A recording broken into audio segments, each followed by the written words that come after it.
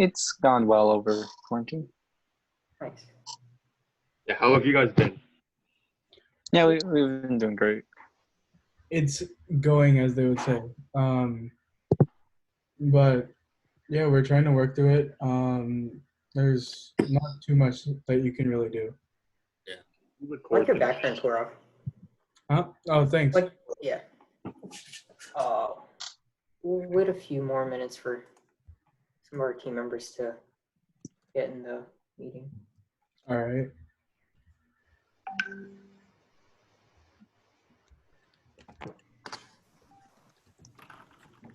Wait, did you did you add the other team members? I will All right. tag everybody. Yeah, most of our team members are added. They should have the link. I'll send the link in our chat.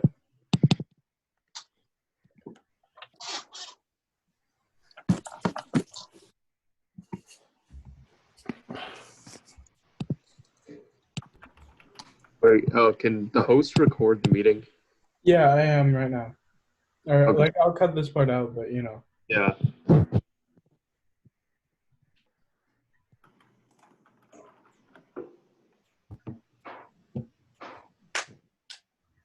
We can start introducing ourselves. I'll introduce myself. I'm Advait. I'm one of the co-captains. I'm also software lead. I'm the one who's been talking to Gaurav over Discord. Yep, and I'm kind of similar position. I'm software lead and captain. My name is Prav, by the way. I'm Srihan. I work on software and I also work on outreach too. My name is Alex. Hey, I'm Matt. Oh, really? You want to go? Okay. Hey, I'm Max. I work on hardware and also CADing design section. Yeah, I'm Alex. I'm backup software and I also drive a robot. Yeah, I'm Tristan. I'm like the person here. I work in outreach and just formatting and everything. All right. Wait, are you guys done? Yeah. Yeah, let's see. Okay. I'm one of the captains and I'm one of the mechanical leads. So yeah. Mine is Philip. I'm a co-captain. I'm still mechanical lead.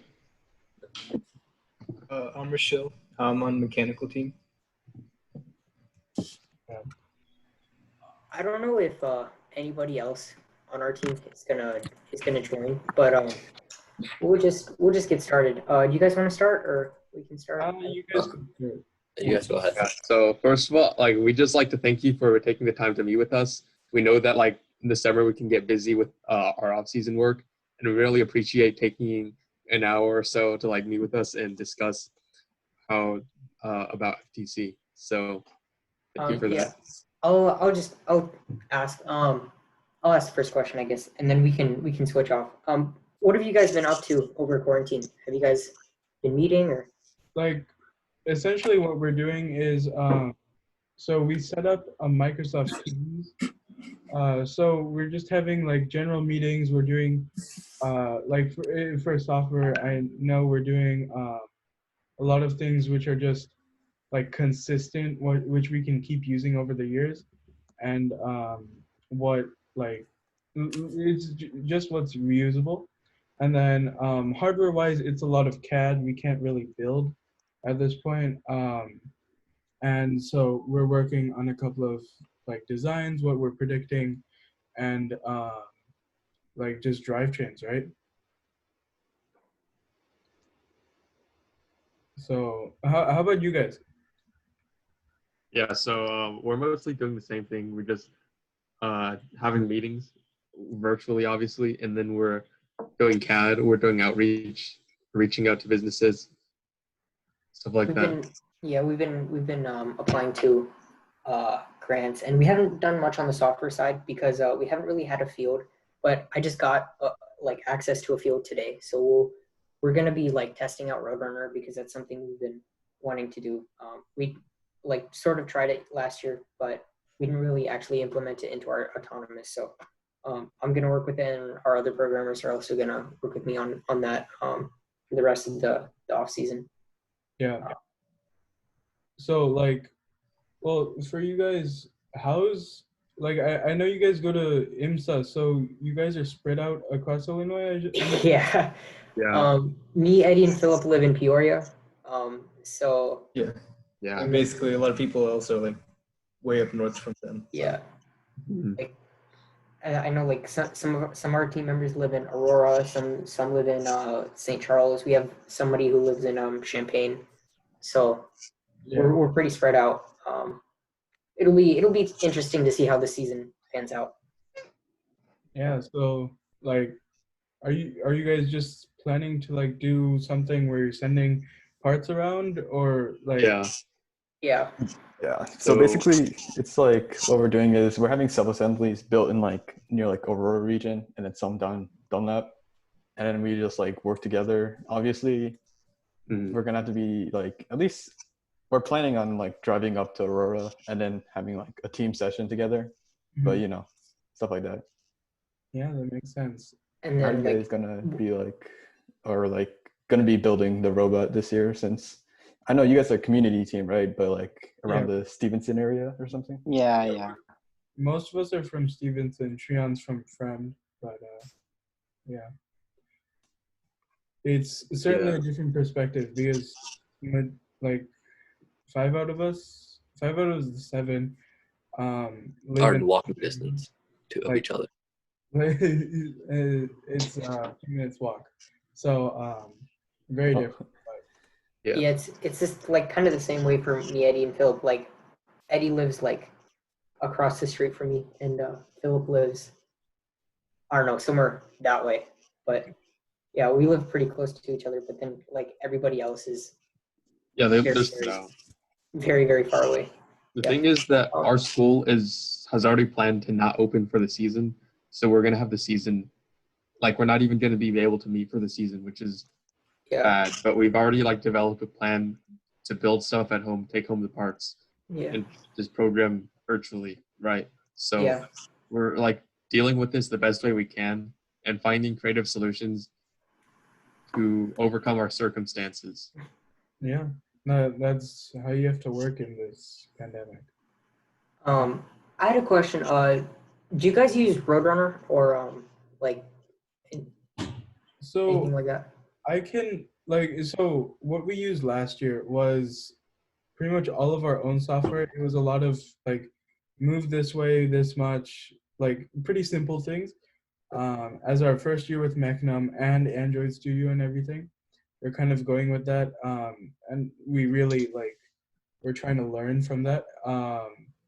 This year so we've already set up the Roadrunner quick start and everything with a lot of other like software which we're making, and so yeah, we're planning to use Roadrunner. We haven't I started testing on it a little bit before the pandemic, but not too much. So you're basically in the same boat as us then. Yeah, we weren't doing like we didn't use Roadrunner. We had our own software, but yeah, we tested a little bit, but we weren't able to actually use it before the pandemic. So we're gonna try and do stuff with it now. And then my question was, what's your process when you go in, like when you get the season challenge? What's your process for coding autonomous and teleop, I guess, but mainly autonomous? Like, where do you start? So, Okay. yeah, here, go ahead. Okay, so basically, the first thing after like the game reveal, we have a brainstorm session. So basically, we analyze the game and like autonomous, and we see the different parts of like what we have to do. And then by like between each meeting, we try to get like some part of the autonomous done. And so by like around the third or second meeting, we want to get the full autonomous done. And yeah, so basically go like between meets and try to get each part of the autonomous done so we score more points. Okay. Yeah, when a game first comes out, we usually just identify the things that we think are going to be most important and try to get those done. Do you want to be? So like I guess for Skystone, it would have been like using vision to find the Skystone. Yeah, so Absolutely. we didn't end up using vision because it was simply like less complicated to use color sensors, right? And Yeah. so that like color sensors, yeah, there was a lot of like testing that we had to do with like ratios and whatnot. But it's like we go for competition ready as soon as possible. So like Skystone, of course, detecting the Skystones, and then just having like movement, because we were just starting off this year with our code base, and we really needed to get the robots like literally just moving, and so figuring that out was really our first thing. But yeah, it's like get the basics, look at what we're trying to do, what gets us the most points, while trying to save time for other things, and then try and figure out the most efficient way to go through it. Yeah. So one of the things that we were actually like, we had a question about is so like, do you guys have rookies on your team like each year, or? So last year was our first year, as last year was our rookie year, but a lot of us had done FTC before. I think like 9 out of our 14 members had done FTC before. So it was like, for me, this is going to be my 4th year in FTC. And same for Philip. Yeah, same for Philip. But we did have a few rookies, and next year we'll also have, we're going to try and get some like incoming sophomores as well. So we'll have a few rookies, but. Yeah. So like, along with the rookies, how do you guys really like teach the rookies or like bring them up to speed, you know, like? Well, I guess like it's really hard because like a lot of the rookies, like they have like a lot of them have like no experience with like building, right? Yeah. So like at least how I tried to teach them was that I would have them like basically try and build without my help. And then if they get stuck, right, you have to be like, oh yeah, you do this, right? But then you don't do the full thing. Like say like you're building like a drivetrain. What I would do is I would say like, yo, like first I would just give them like a kit and then just be like, assemble the kit and like, you know, like be familiar with like what a shaft, what a bearing is. Cause like if you have no experience in like engineering at all, you probably won't even know what a bearing is. So you want to get experience with that stuff, right? And then once you do, you want to like at least start getting them into like having their own independent ideas, or like at least that's what you want to do with some teammates, because you want to have like at least like one person when you like graduate, one person should be able to be like catting the robot, right? Designing everything with like obviously the rest of the team. And then if the rest of the team say like isn't as good as him, it's okay because like they're still competent enough to help him with the brainstorming and stuff like that, right? And so like to train up to those people, we haven't like fully like trained everybody obviously, but like it's like more of like a do-it-yourself kind of thing. It's like you try and like give them like a place where they can build, but like it's not like if they fail you can help them, but it's not like you do it for them, because that just has nothing. It doesn't help them at all. Yeah.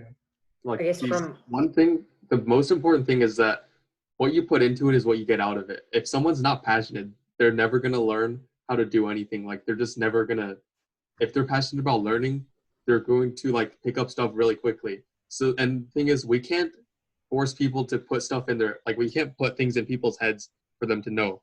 We can only facilitate their learning. And then, so we just try to do that the best we can and give them the best environment in which they can develop themselves to the fullest extent.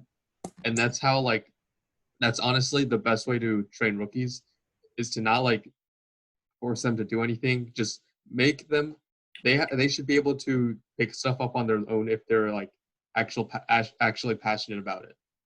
And I guess from a software perspective, we didn't really all of our programmers had prior FTC experience except for Andy, but he caught on pretty quickly. But like we didn't really have to do much training from a software perspective. I guess I need to make a software like handbook, I guess, for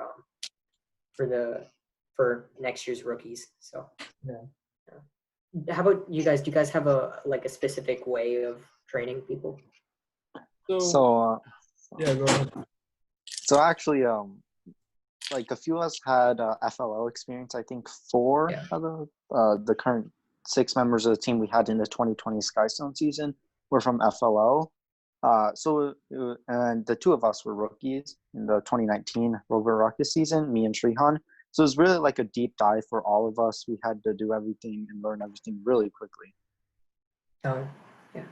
Yeah. Oh, yeah, I remember you guys were, you guys went to Worlds in Rover Ruckus, didn't you? Yep. We went to the world.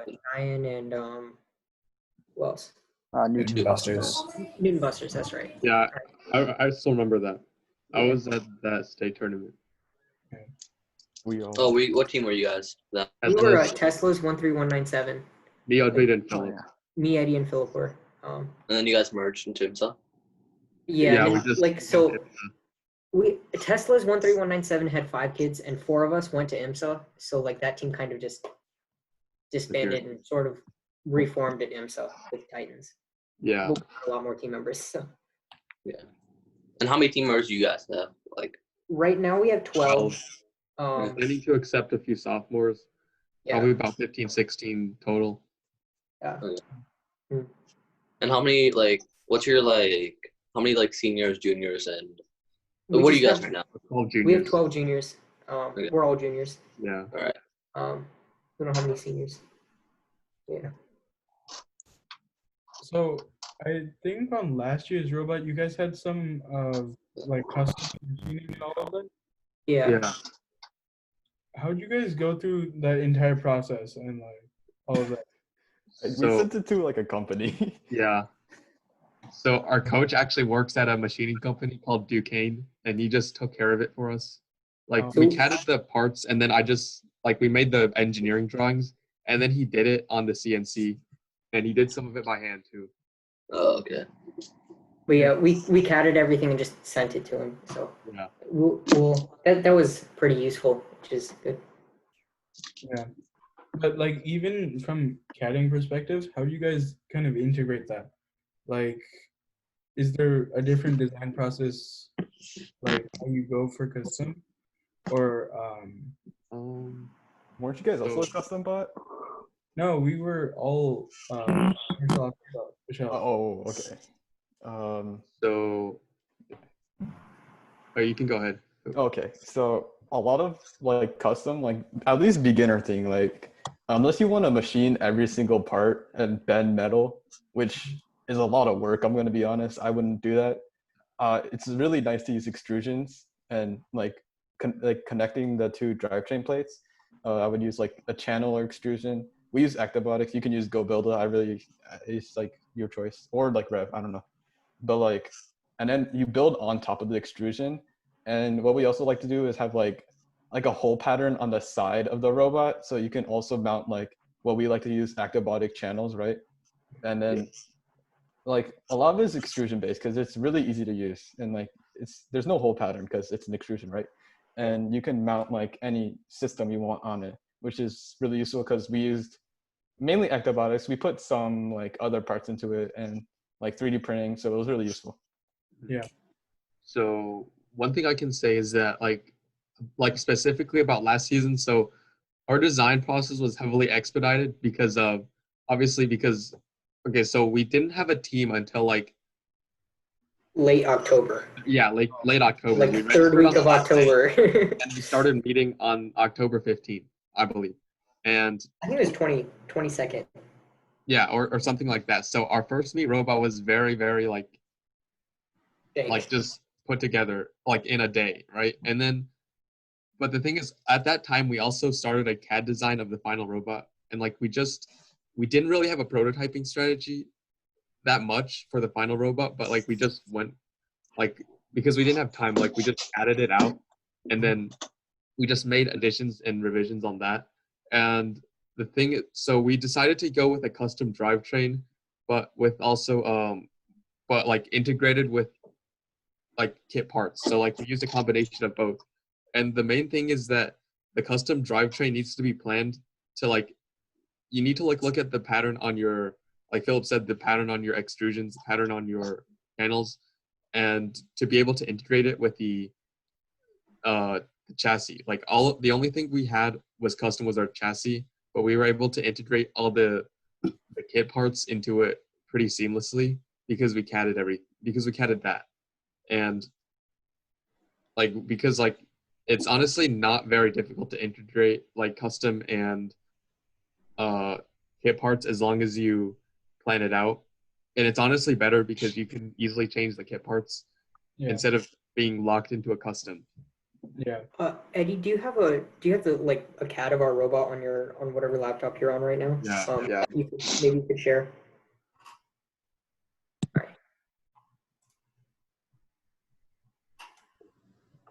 Oh, I might need to enable it if it's not working. Yeah.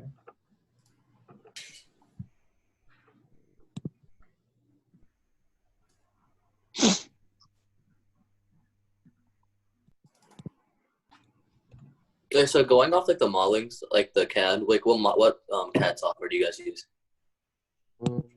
SolidWorks. Yeah, the most of the team uses SolidWorks. I use Inventor because I've been using it for like 3 years, and I don't want to switch. So Yeah. No, we're mostly Fusion based, like for collaboration, but also offline. It's a relatively good like balance, and then also rendering. I had a question about are there any like project management or communication softwares that your team uses? Like we use Slack, and I'm trying to get the team to use Trello, but Yeah.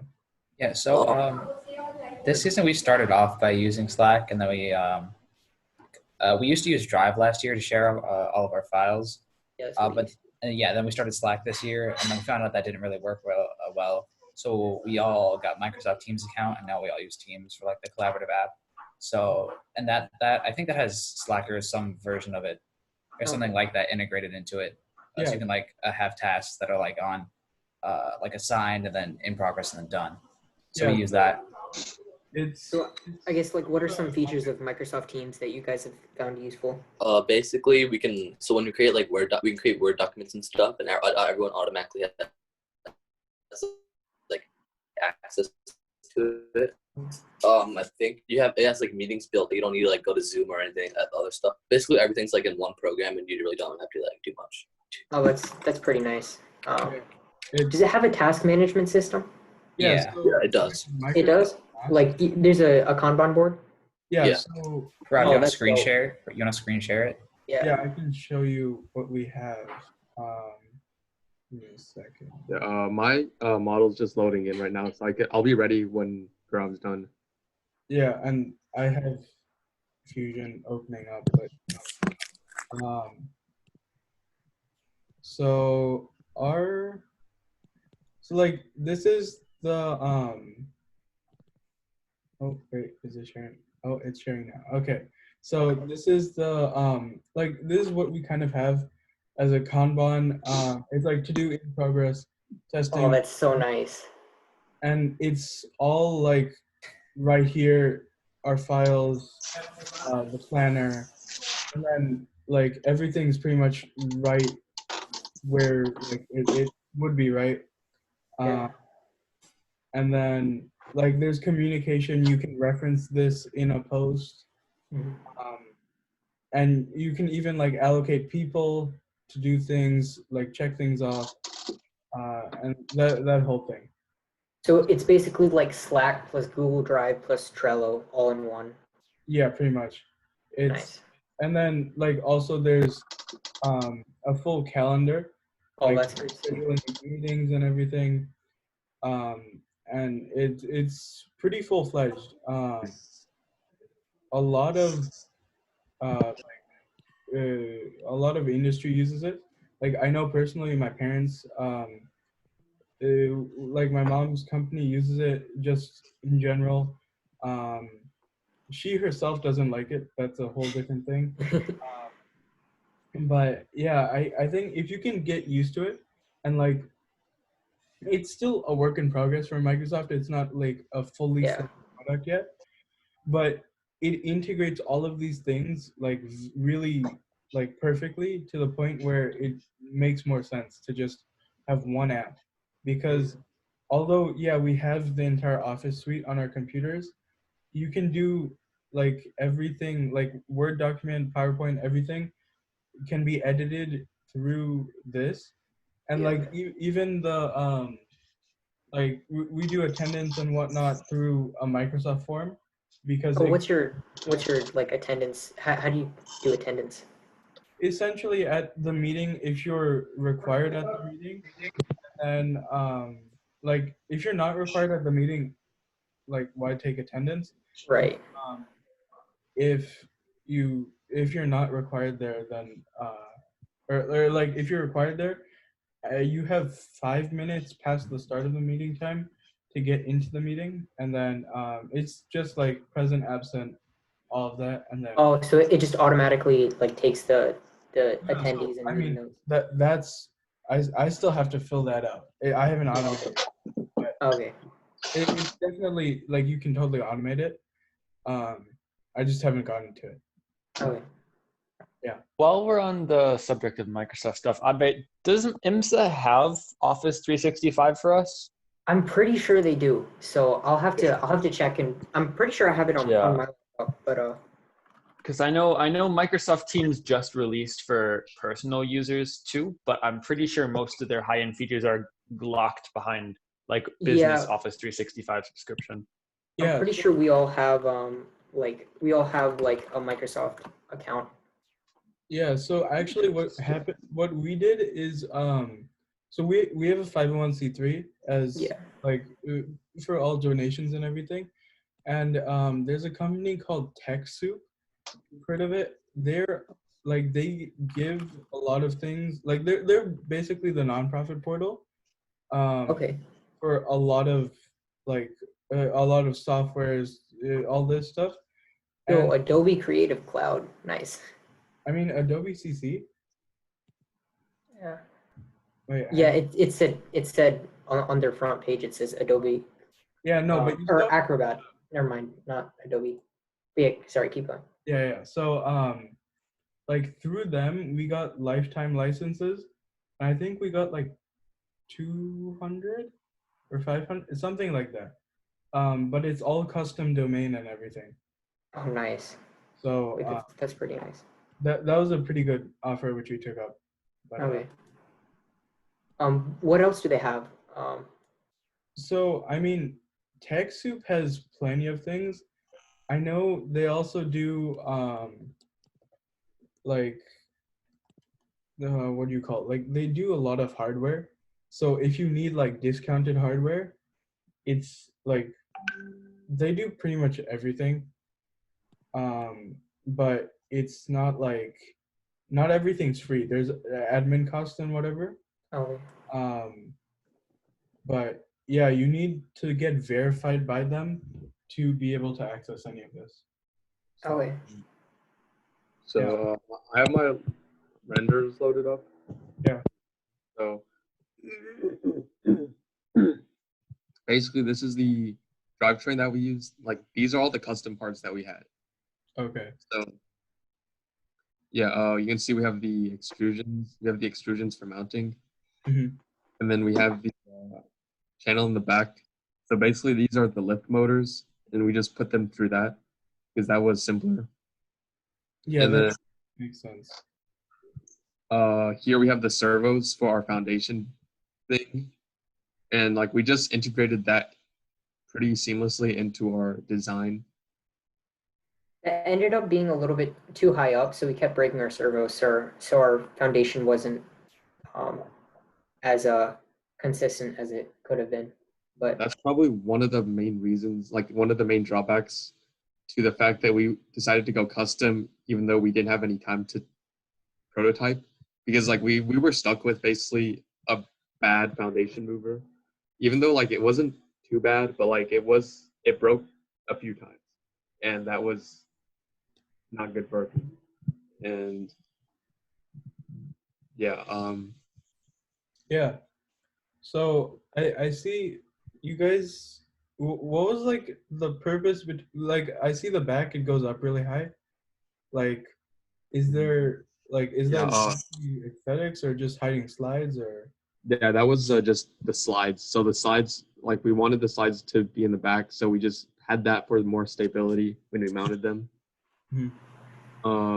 I could show you a picture of our robot. I'll try to find.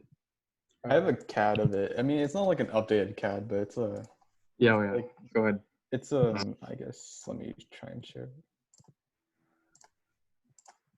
It's like I CAD this robot like a chain bar robot. We didn't do a chain bar, but like this is our CAD for Mhm. it.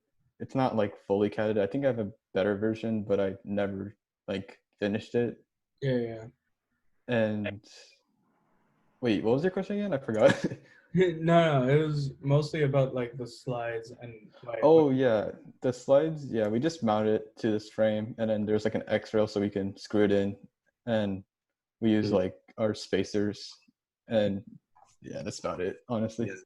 A lot of what we had to help, like what I could say is that 3D printing is very, very good for integrating custom with regular parts, because we had a lot of 3D printed brackets that we used with our stock parts to connect them with our custom parts. And then like that just made everything a whole lot easier, because we could just design anything, any like specification we wanted in 3D printing, and then just have it out there. And like I'd say it's really powerful as a like there it's pretty powerful to be able to 3D print stuff. Yeah, so actually I have our robot CAD open. If you here's what we have. So this is as far as we have from last year. So internal pieces like over here, and then capstone, all of these pieces are 3D printed. So a couple of these pieces didn't actually go onto the robot in the end, but like we were thinking about it. So I don't think we have like full full screws and everything, but Oh yeah. it's definitely not necessary. Max, if you want to explain anything. There's really nothing. I mean, yeah. So I mean, 3D printing allows us to just make quick parts. So If you want, we can like explain the design for you, like why we picked what we did. Yeah.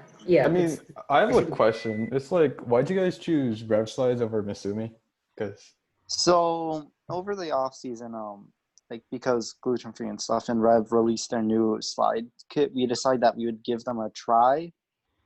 That was actually the wrong choice this year, because the end caps kept breaking and all that stuff. So probably if you could zoom into the top, you'll see that we actually got rid of the Rev end caps and replaced them never mind, we still have them. But on the real robot, we got rid of them and used screws to holding the pulleys, all that stuff. If we're using slides again in this season, I think we're going to use a different one, because they were really difficult to work. Yeah, so year. We ended up taking the end caps off, and then it was just the screw and the pulley which we were using. Again, we didn't really know what we were doing, like, to be fair. Like second year, we've just come out of Tetrix and like duct tape. It's quite duct tape. Yeah. Oh yeah, Tetrix, duct tape, and cardboard. So yeah, if you want to turn to like the drivetrain, like flip it over, so we can see like yeah. So basically, we decided we to use belts just because basically we saw gluten free using it, and it looked way more efficient, because before we just direct connection, but if we were able to put the motors in the middle, that gave us more space to work with. So this year, we're also planning on switching the Yellow Jacket motors, so we can get more space on the bottom for wiring and stuff. So we just put the motors in the channel now. Nice. I was gonna ask, I saw the wheels on the back. What are those for? Like the intake wheels? No, like secondary. No, like in the back, like by your deposit. Oh, yeah. Those. So when we were designing the robot, we actually wanted to be able to the block to go all the way through the middle, because we weren't sure if this season it was going to be like a stacking or delivery focused game at the start. So we wanted to make sure that we could do both just by having it go out the other end, so it would be really easy to deposit. And just to facilitate that, we just added two of those modules on both sides, actuated by servos. That would just be activated when the intake was activated to allow the block to go to where we wanted it. Yeah, nice.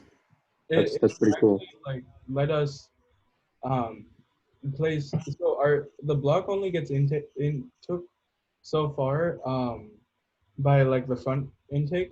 So we needed something to really like get it over here, and then we could do whatever we wanted with it. But yeah, it was multiple, like it had multiple purposes. So one thing I noticed is that like you guys were very successful in your performance even early on in the season. And like one issue that we struggled a lot with was our consistency and our mechanical issues. So how did you design your robot in a way that minimized these mechanical issues and maximized your consistency and like decreased the chances of failure? So with the slides, make sure that they didn't caught up on anything. We just used lithium grease. And one main problem that we had was static electricity. So we wiped down our robot before every match with dryer sheets to help stop that problem a bit. At state, you can definitely see that we had a lot of issues with that. I believe almost half of our matches we shut down due to static. But throughout the season, we kind of just stuck with whatever worked, and Yeah. So our would design fix it. process is mainly like we get the original design, then we kind of fix problems as they come. And when we design the original, we aren't exactly keeping mechanical failure in mind. We're kind of just trying to go for like peak efficiency. So like if we have mechanical problems during a match, we'll try to fix them for the next match. Then obviously we do things like wiping down the robot before static, making sure the slides are working right. But usually our robot isn't designed with that in mind. It's more of an efficiency-based robot. So another question I had to follow up with that, like basically, how many like iterations of your robot, or like did you design basically the final product at first, or did you like go through a bunch of different robots to come to this one? So I mean, at least drivetrain wise, we bought Island's drivetrain in the beginning, and that was not a great choice to say the least. It was very slow. So I mean, we learned from it, but and then of course there were many iterations. Max, if you want to keep elaborating um, on what we did really. Okay. So if you want to look at our extension mechanism, originally we actually had our capstone dropper mounted directly onto the rotational servo, which is attached to. So we found a problem with this as it wouldn't allow us to actually rotate the block, which was something that we wanted to keep from our earlier designs in case like the towers would go too high and we would actually need to stack 2x2. So then we added this nice 3D printed piece attached to it, which would rotate around the servo. That was something that we changed a lot. Another thing that we added to was back to those smaller intake wheels in the middle. If you see those yellow parts on the top of them, they're there to keep the shafts all straight and stuff, so it wouldn't cause any extra friction and binding and stuff. That's something that we added later on near state. Yeah. And so one of the major things was changed throughout our season was actually our capstone. In the beginning of the season, we had a full size stone. Like it was 3D printed, like the entire thing, the same size as the stone, and it just had our team number on it. So we actually noticed that it was really heavy. And for moving that much mass so high up the tower, you end up with much higher chance of tipping. And so we moved to this design. And then even through this, there's been a bunch of revisions. But like, I guess the key thing is noticing where we where we could have improved. And that's part of like after each meet, the next meeting is pretty much always a SWAT. And based off of that, we go into our design process.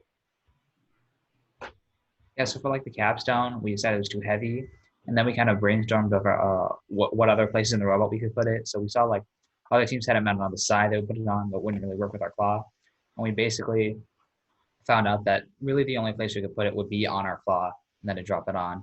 So then we added a servo holder and then the hook. And then for the hook, we added like a back part of it so the capstone wouldn't slip off. And we also added a peg and a hole in the capstone that would keep it from sliding around. Mhm. Yeah, and there's also like even just this one piece went through a bunch of revisions because we were getting some interference issues with the extension, like the Vex EDR motor and this servo.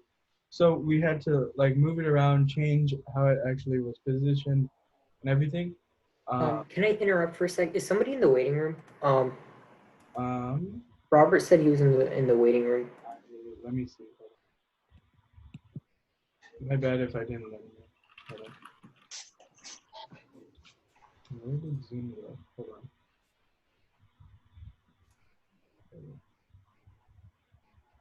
Yeah, here.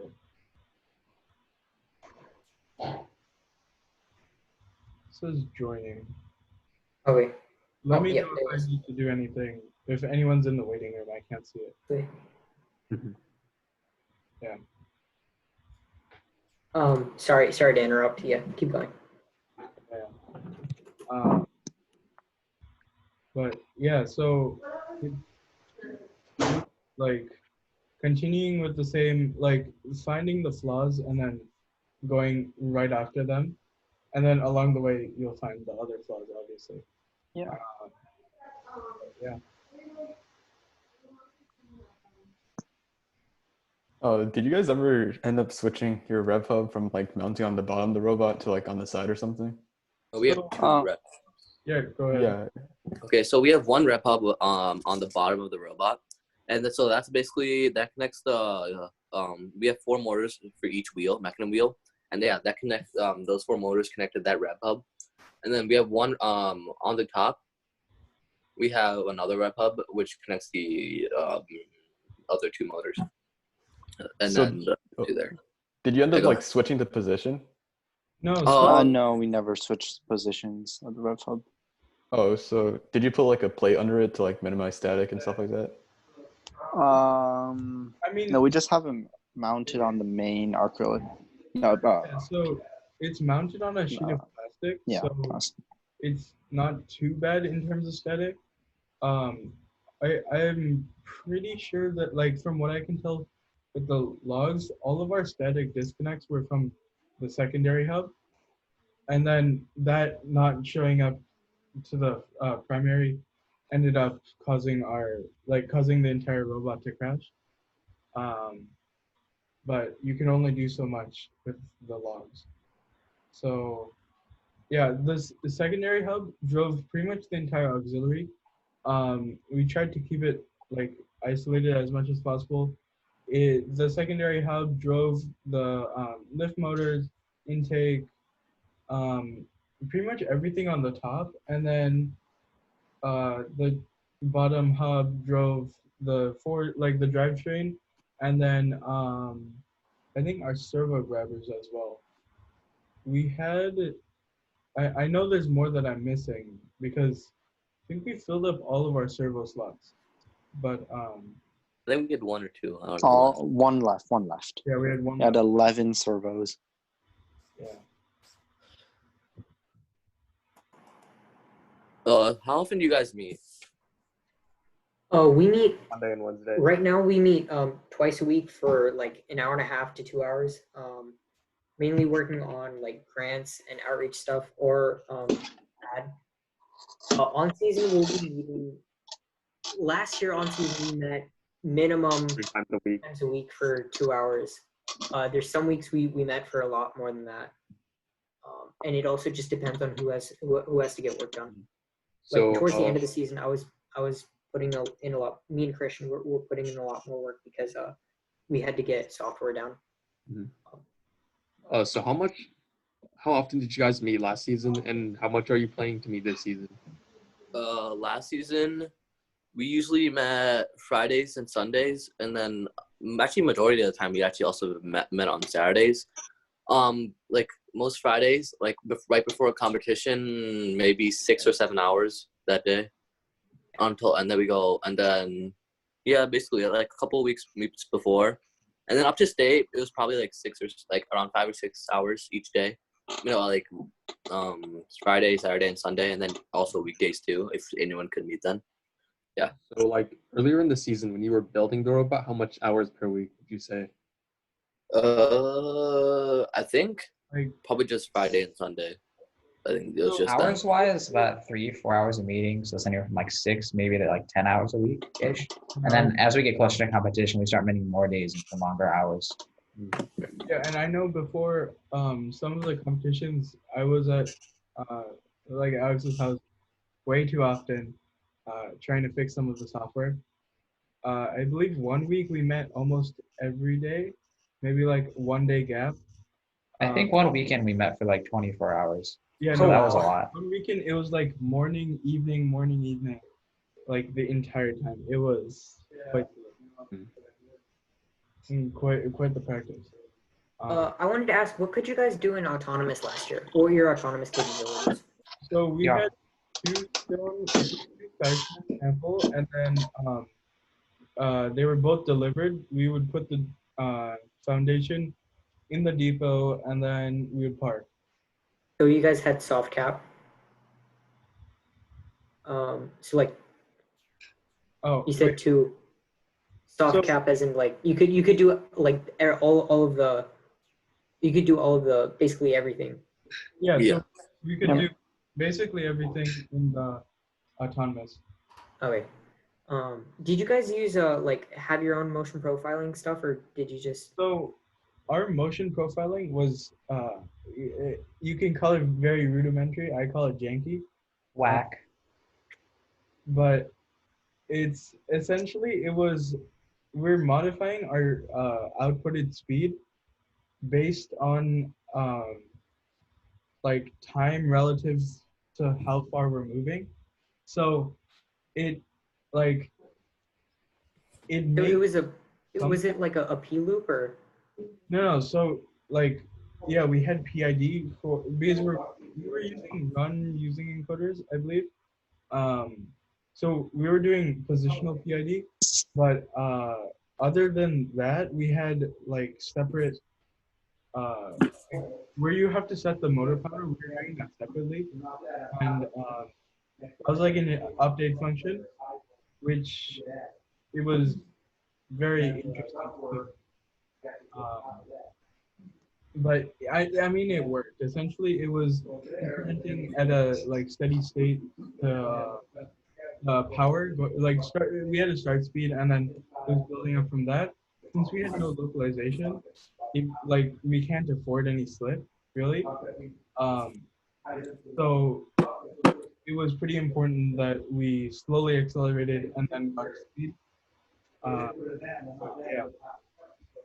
Were you guys using like? Did you guys have like splines or anything like that, or? No. We didn't. It was our first year in Android Studio, Java, all of that. So we didn't have any splines. Were you guys using blocks in RR2 or on.Java or? We were using blocks. Blocks. Okay. Okay. Yeah, big jump from blocks to Android. Yeah, that is a pretty big jump here. I know.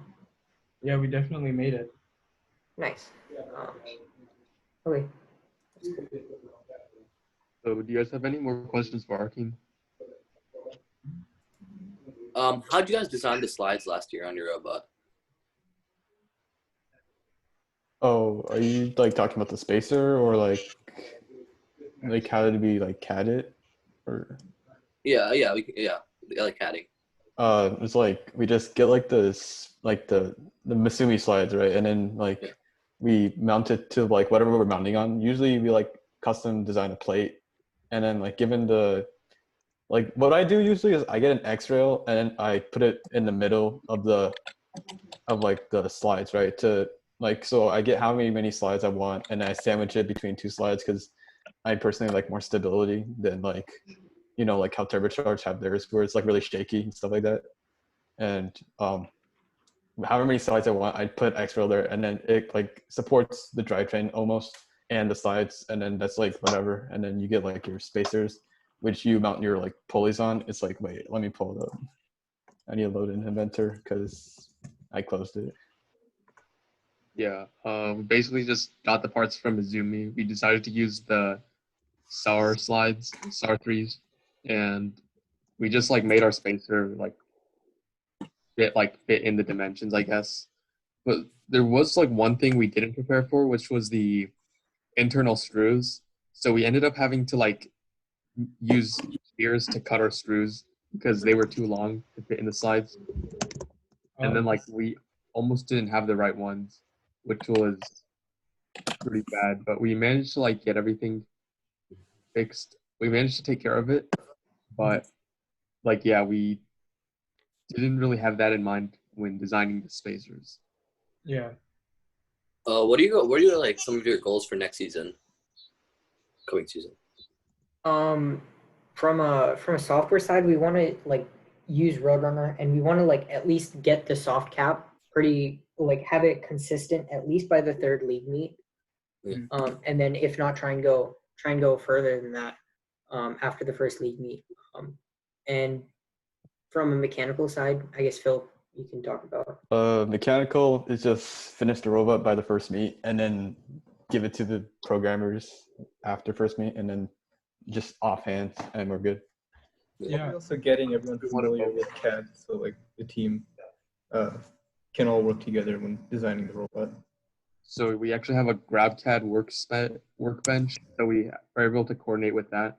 And like one thing I think we want to do this year is to like avoid major redesigns and have the robot done by the first meet, like have it basically the final product as soon as possible instead of going through a bunch of redesigns like we did last year.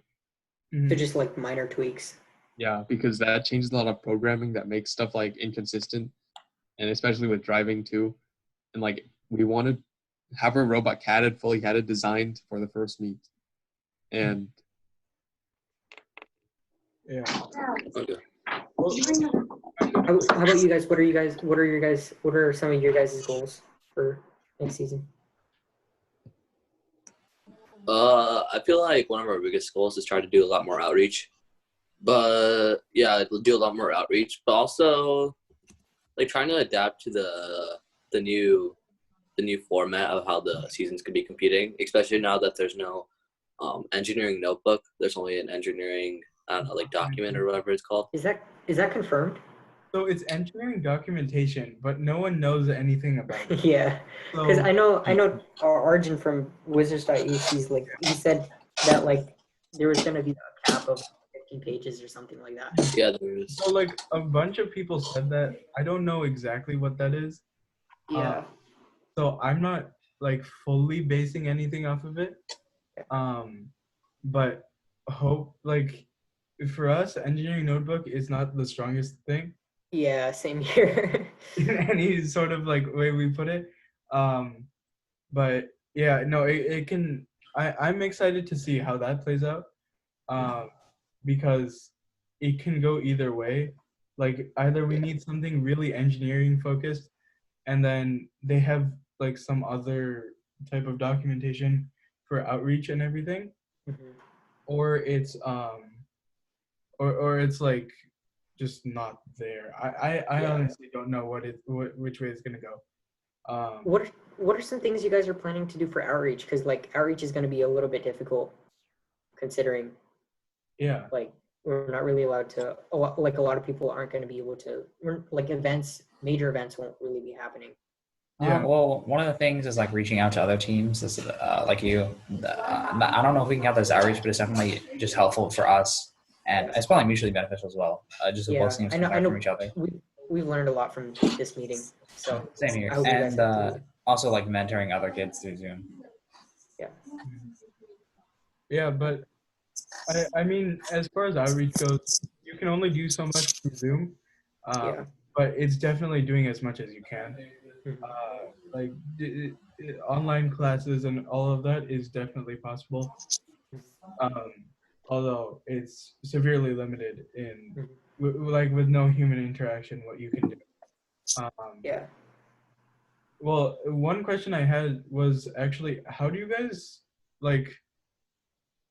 How do you have separate like software and hardware meetings, where like Or is it one meeting and hardware tries getting everything done, throws it to software, software breaks something, and then sends it back to hardware?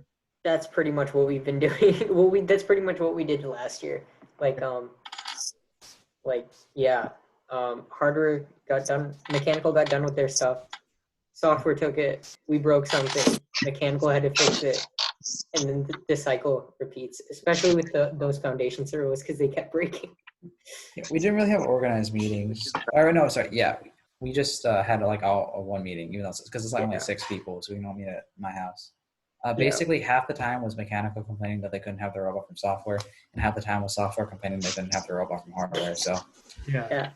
I think one major thing that we did was that the business team was only required to come to like 1 or 2 practices a week because obviously they have a different workload, they had a different schedule.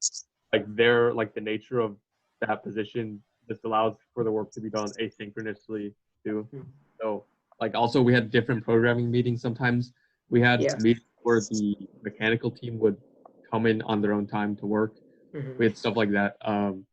Like to an extent you can have separation on your team, but like you also need those practices where everyone's there, or else there's no feeling of being on a team together if you don't even see each other. So like that was also a big problem we had because we had a big problem with attendance, and like I don't think we had a single meeting where everyone showed up, which was I don't think we had a single meeting. But that granted, we also had like we had questionable teammates. Yeah. So like, but How many definitely people do you have? Like, sorry. major sessions. Like, I mean, definitely you need to have those meetings where everyone's there, and you need to have meetings that are focused on team bonding and team activities to get people to be more passionate to put their own efforts into the team. Because at the end of the day, like that is the unit of competition. Like we're competing as a team. We need to be one. Yeah. How many people oh, sorry. No, I was just gonna say you were asking something. So how many people like allocated, since you guys have 14 people, how many people do like hardware, how many people do software, how many people do outreach and stuff? So we have 4 people who are dedicated to software. I think we have like 3-ish to like business and outreach, stuff like that. Yeah, there's some overlap between like I do a lot of business stuff. Actually a lot of people, like almost everybody does business Everyone stuff, works on some business. Yeah, but we have 2 dedicated business members, and then everybody else is mechanical. So what? 8? Some PR members too. Yeah, we have two PR. business. Yeah, 2. Yeah, so we have like 8 mechanical. Right? I think we have 5. Yeah, I think right now we have about 5. No, 6. We have 6. Yeah, our team doesn't have a lot of people, so people can have to handle multiple responsibilities. So I manage the Twitter technically, even though I haven't posted on there in like a while. I also do software, and then Rob does software. Srihan does electrical and outreach. Tristan does outreach, and then so we all have to like kind of share responsibilities. Yeah, last year, like 2 years ago, we had 5 people.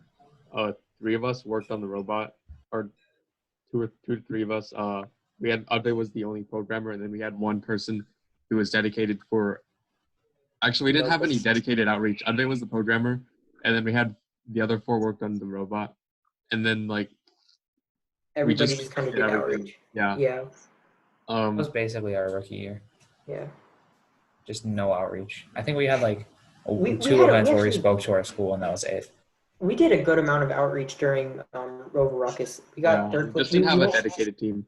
Yeah, but we had we mentored 9 FLO junior teams and 2 FLL teams with 5 people. So that was I think that impressed the judges, especially our regional judges. But we weren't really able to do any outreach during Skystone. Did you guys win any awards during Rover Ruckus or Skystone? I think we were in highest ranked rookie, and that was it. Okay. Not in Rover Ruckus. We had some guys. I think we won design in Skystone, right? Wait, during league, I think we won design. Exactly. Yeah, we won design in league. Nice. Did y'all have custom wiring? I'm sorry. Sorry, Robert. What'd you say? For your bot, did you guys have custom wiring, or did you just use the Because I know our robot, the wires were a mess because they were never the right length. Yeah. So for one the problem we you have, can go. one problem with that we had with the wires to our lift. So we just took one of the telephone cables that could extend easily. One of those extending ones, whatever you call it. Coiled cable, yeah, that. Yeah, that's what we used too. Yeah. That's what we use for the lift, and then that's really the only type of custom cabling that we did. The rest was just putting the extrudes in the C channels. Did you have like issues with how many leads you could fit in your quad table? Because like I know we got a really good large one. I think it had 21 wires. I think we only had a few left at the end though, because we did take up a lot of the slots. But no, we had 3 wires left because I remember trying to fit an encoder cable in. It was not possible. So we actually only ordered. Go ahead, Advait. Are you guys using odometry? Not into this We did year. not use odometry in Skystone, but over the off season we have made some odometry modules that we plan on implementing. Okay. I know we wanted to use odometry, but I don't think that's gonna happen because we're all spread out. Getting enough work done over the summer. Yeah. One thing what I was saying is that originally we only ordered a cable with 4 leads. Or that it could only fit 2 servos, so we were very limited on what we could fit in our lift, and we obviously planning ahead would have helped us a lot, but obviously we just designed that because we had no time. So that's definitely something you get constrained into, and it's hard to recover from, to say the least. But yeah, so we had. At League, we had winning Alliance Captain, Collins Aerospace Innovate Award finalist. Okay, nice. Design Award winner. Nice. So those are the awards we won. I don't think we had anything else except highest ranked rookie in Rover Ruckus. So We did get a cool acrylic trophy at state though. Yeah, nice. That's cool. From Winning Alliance. Yeah. Or during Rover Ruckus, or. Yeah. Losing Alliance tech, 2nd place. Finalist. We're trying to get the big trophies. All we got was a plaque. Oh wait, I have the plaque. I think it's in my closet somewhere. We had we have a tub. We have a tub with bubble wrap full of our trophies to show off. Nice. We were. I just gotta say we were robbed. Our alliance had the winners from the last 2 years, but we did not. We were finalists in the divisions. We lost to Turbocharged and Unknown Element. That's unfair, dude. By 5 points. It was. Yeah, we lost by 5 points in 454 to 459, I believe. But no, my entire team believed me for shipping the tower, but during finals, it wasn't me, it was the other team, okay? We still won though, so. They actually reviewed the footage, so. I don't think they're supposed to, but they did. Nice. Because it showed we lost at first, and then we're like, wait, that's not right. Yeah. It turns out that was an extra 10 points or something. Yeah, we all, during this season, we had a lot of, stupid, coincidences that cost us matches. For one of them, we accidentally drove into the other team's, we knocked their, we drove into their foundation. Wait, you tapped their foundation. But nothing happened because of it, but they still gave us a penalty. So it was inconsequential. And we have a rough relationship with referees, especially at Worlds. Okay, we were at Worlds, and then the other team rammed us, and then we hung on the lander, and they didn't count the hang, and they didn't count the ram. I'm just saying, ours is. I saw that. Ram was the 3rd most popular clip from Worlds at 2019. We're still mad. Yeah, recharged RAM. That's a meme. I think the only time I went 6-0 was during League, because the rest of the matches I was went 4-1, 4-1, 4-1, because I think I tipped the tower at least once. Oh, wow. Actually, no, I didn't against Nyan. They just played better. That was they were just. But I tipped towers in so many matches. I stopped doing that though. I didn't tip it during League or during state. Nice. Recharge RAM though. Recharge RAM. You can literally see the bench bench. our channel. You can see the bench. Count it. No, It's fine. It's they didn't whatever. count I'm our not hang mad. as well. I'm not mad. And he was like, okay, the ref was like, oh, you check the rules if something's on top, then the hang doesn't count. And then we checked the rules and it was like, oh, if there's no weight on it, then it does count. And then So he was wrong. Yeah. Then you could have like debated it. Yeah, you Or, could've- Did. We tried doing that. We couldn't find the post fast enough though, and it was like 3 matches afterwards. One of the what do you call, like one of our refs at Worlds was looking at the other division screen. Oh, she gave us like 130 penalty points, and we didn't do any of it. That's unfortunate. yeah. Next to turbocharge during Worlds, they were also complaining about her. Yeah. But Yeah, like There's the no one more. bad thing is that first doesn't allow video replays. Yeah. Yeah. Like I wish they did, especially because they have how video. are they Yeah. not doing video replays like this season?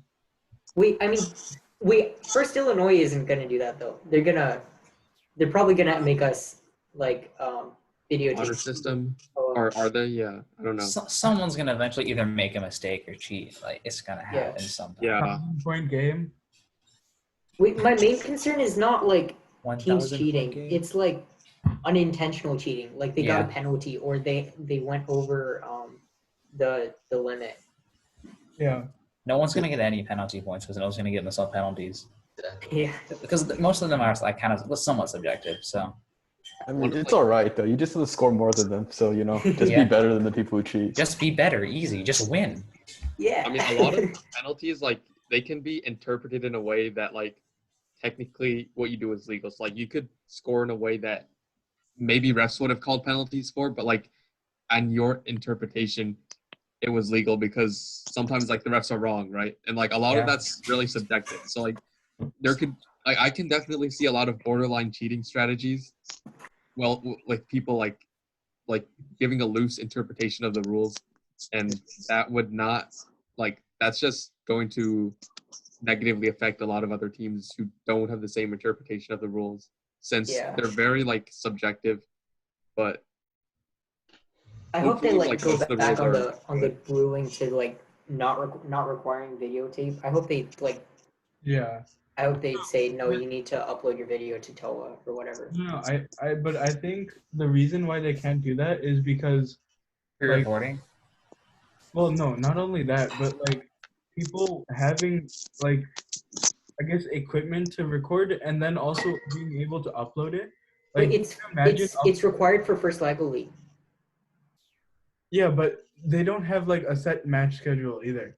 Like, can you imagine in like rural cornfields, like trying to upload a giant clip of like Yeah. you have like 5 or 6 matches, right?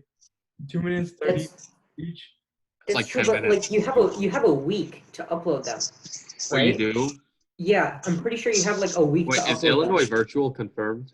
Yeah, Yes. Pretty much, yeah. like essentially, yeah. Not officially, but yeah. I mean, well, you have a week.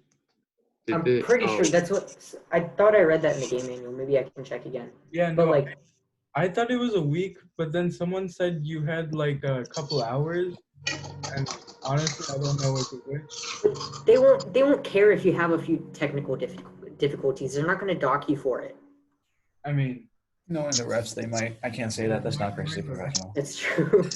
But like, they Well, require about- first Lego. If they can require first Lego Week to upload a 2-minute 30 video, then they can require first Tech Challenge to upload a 2-minute 30 video. Especially because it's like older kids. and Yeah. have Yeah, access to I more mean, stuff. definitely. I mean, well, one of the things is that first Lego League, the adults are gonna do it. Like that way, like the adults basically do a lot of the logistical side of things. Yeah. In first Lego League, like outreach, branding, funding, yeah. like transportation, stuff like that. But in First Tech Challenge, you start to see like the kids are able to do everything. Like there's not that many like mentor involvement. I mean, there still is, but like there's not as much in some teams as there is in FLL. So like maybe that might be a factor because I mean, the adults are always gonna do it right. yeah, but even like just volume of video clips, because FTC has way more matches. Like FLL, you'll they have- no, FLL, you'll They have have the same amount. one 4. meet, and then you for FTC you have like 4 meets, At least. Wait, but FLL has 4 and we have 5. It's not that much more. No, but like they have one meet. Oh, that's true. You're right. Yeah, they only have 1 meet. They have leagues. Yeah. So I don't know. It might just be like first being stubborn, but Yeah. like, It might lead to too much traffic on the first servers if like there's because obviously since there's more events, like there's gonna be more events taking place at the same time. yeah. So like obviously like it might like be issues with servers like we saw with the AP testing. There were crashes and stuff like that. Like with everyone uploading at the same time. And like considering the amount of FTC events that happen on the same weekend, the same like time even, like it's definitely gonna cause problems if everyone uploads like 10 gigabyte files of whatever matches they have. That's Yeah, and true, that- I guess. That's but kind of a pathetic excuse, though. Like there are Yeah. industry solutions to solve that. If they're building Yeah. if they're going to build a system that just use better stuff, we can't like. Yeah. I'd be fine with holding first accountable to a bad server. I Yeah. think regardless though, like even if like a team cheats, it's kind of sus when like a team who has never advanced out of like a league is suddenly like getting like world records. Like that's like low-key kind That of would, sus. yeah. I mean, I think you gotta upload your videos to Orange Alliance anyway, and so Oh, I think yeah. a lot of It people would be can, pretty, yeah. you It'd be, can definitely see, like from the performance, that they can't Yeah. get those world record scores. I feel And like, like yeah. someone was gonna actually like say that they can't do that, and then I'm not saying anyone will cheat because I don't. Maybe some people will. But I don't think if people would, if like some teams would cheat, it'd probably be teams that are already good, who are like slightly tweak the values a little bit. Like Yeah. it won't be blatant. Some people might be blatant, but that'd be way easier to catch. Yeah. But like what I said was like the way that teams will cheat is having a loose interpretation of the rules. Like Yeah. what I say, like what a ref would normally give penalties for, like they would just ignore that and then just because like or even if teams do it unintentionally because like they did read the rules wrong, or if teams Yeah. do it purposefully, like it's Wait, I not. think It's very hard to somebody- tell that sometimes, and like especially even in the it's true that most rules that penalty are like defense oriented, like you can't play defense, you can't block, but there's also a small amount of rules that can be interpreted with a lot of gray area in the terms of scoring and stuff, and like that's just gonna if first designs the game in that way, like it's just gonna lead to a lot of that happening. But like I feel like first would keep in mind that that's gonna happen and have the game be like as solid as possible to minimize that. I mean, also like I think they designed the games kind of vague so they can influence how like the competition is actually going throughout the season, like with the refs ruling on the forums. So I don't know if they're like what they're gonna do. Wait, how is the forum gonna work? Because there's no I feel point. like it'll be the same as it'll just be the same. No, but if people don't read the forum Oh yeah, that's true. and then they don't count themselves for a penalty or whatever. But honestly, though, sometimes even the refs don't read the forums, which is Yeah. kind of sus, Yeah. but sad. Like, Yeah, that's true. so like that's a problem regardless of whether or not we're online. I mean, yeah, but I feel like less people are gonna read the forum now, and then you can also blame it like if you didn't score something or like didn't get a penalty for this, you're just like I didn't see the forum ruling, right? Yeah. Because there's no one like it only comes out when you're actually questioned about it, right? So, Yeah. Anyways, it's getting late. We should probably wrap Yeah. up the meeting. I need physical activity. I gotta I have go one more too. question before we go, though. Do you think we're cooler than turbocharged? There's a right answer here. Huh? Do you Yes. think we're cooler than turbocharged? Yes. Yeah. I mean, Let's I haven't go. interacted with Let's turbocharged go. that We much, win but- these. So. Aren't you one number right below them? Like you're the number right before them. that Number automatically later. makes you better. they're gone though, right? They're not gonna be a team anymore. I don't think, at least. it's I like don't know. I TurboCharged mentors are needs to their team, respect so, their you know. elders. their mentors are So yeah, before we end this, like Robert, Rachel, Christian, Philip, Andre, do we have any more questions we want to ask? Do you have anything you want to talk about? I think they gotta go and I gotta go too. Thanks for meeting. We learned a lot. I hope you guys did too. Yep, we did. Yeah. We really appreciate it. Yeah. If you could we just send us the recording. Yep, We should do this again sometime, like during the season. If we you guys should. have- just to, Rob, like- cut out the first part. Yeah. Yeah. And cut out the last part too, Alex. Yeah. Eddie, just put our email We'll in the chat if you probably guys post need this up. This is our email. Please send it to that. Probably as a Yeah. Google Also- Drive link would work best. Yeah. You have my Discord too, so. Yeah. Yeah. All right. Facts. Yeah. All right. All right, guys. Good luck. Good luck next season. I Yeah. hope we all don't lose to turbocharged at state. Hopefully. If That's they're, the if plan. they're a team. If they're a Hopefully. team. Not do If they're a that. team. All right. Probably cut that part out, but Yeah. yeah. Let's put up a good fight. We can go to Worlds. Let's get to Hopefully. Worlds next year. All right. Good job. Yep. All right. Good luck, guys. Good luck on your Yeah. season. Luck. You You too. Thank you. Thank you. Thank you, Bye. everybody. Bye.